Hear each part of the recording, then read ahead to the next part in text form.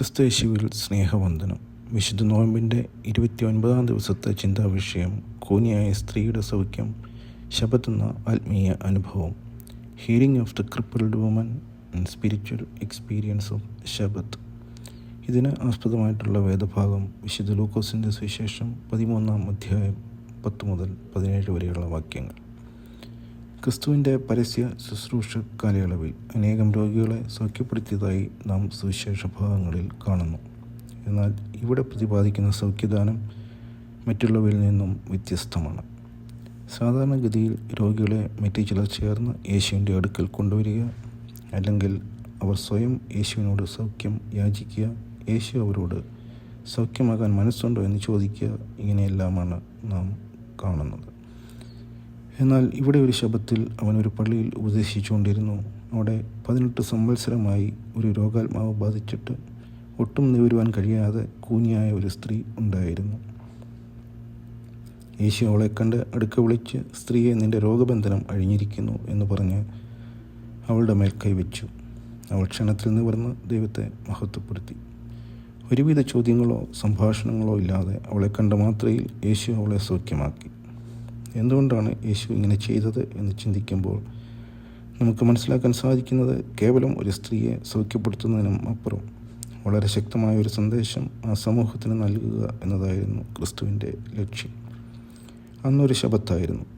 ശബത്തിൽ ഒന്നും ചെയ്യുവാൻ പാടില്ല എന്ന മറ്റു യഹൂദരെ പോലെ ക്രിസ്തുവിനും അറിയാമായിരുന്നു. 18 വർഷമായി രോഗാവസ്ഥയിലായിരുന്ന ആ സ്ത്രീയെ മറ്റേതെങ്കിലും ദിവസം സൗഖ്യമാക്കാമായിരുന്നു. ശബത്തിൽ സൗഖ്യമാക്കിയതുകൊണ്ട് പള്ളിപ്രമാണി നീരസപ്പെട്ടു.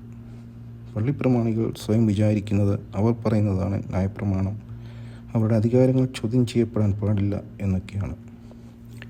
പള്ളിപ്രമാണികളുടെ ധാർഷ്ട്യം തുറന്നു കാട്ടാനും അവരുടെ കാപട്യത്തിൻ്റെ മുഖംമൂടി പിച്ചു ചീന്താനുമാണ് കർത്താവ് ഈ അവസരം സൃഷ്ടിച്ചത്. കപടഭക്തിക്കാരെ, നിങ്ങൾ ഓരോരുത്തൻ ശബത്തിൽ തൻ്റെ കാളയെയോ കഴുതയെയോ തൊട്ടിൽ അഴിച്ചുകൊണ്ടുപോയി വെള്ളം കുടിപ്പിക്കുന്നില്ലയോ എന്ന് അവരുടെ മുഖത്ത് നോക്കി ചോദിച്ചപ്പോൾ അവർക്ക് ലജ്ജിച്ച് തല താഴ്ത്തേണ്ടി വന്നു.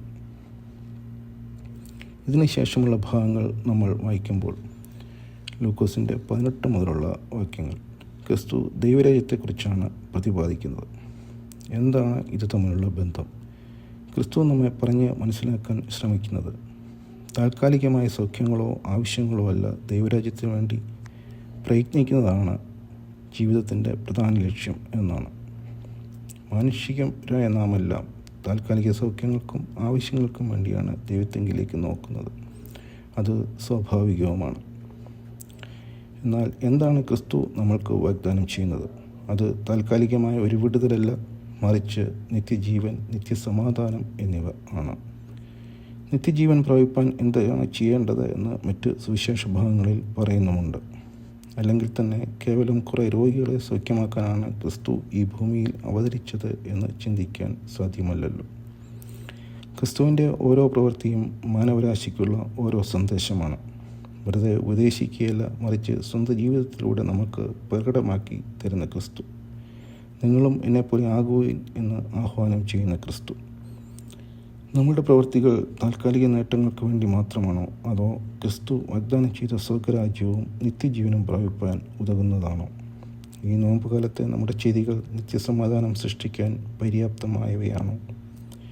ദൈവമേ, ഞങ്ങളുടെ പ്രാർത്ഥനകൾ വെറും ജൽപ്പനങ്ങൾ ആകാതെയും ഞങ്ങളുടെ ചെയ്തികൾ സമാധാനം സൃഷ്ടിക്കുന്നവയുമായി തീരണമേ എന്ന് നമുക്ക് പ്രാർത്ഥിക്കാം.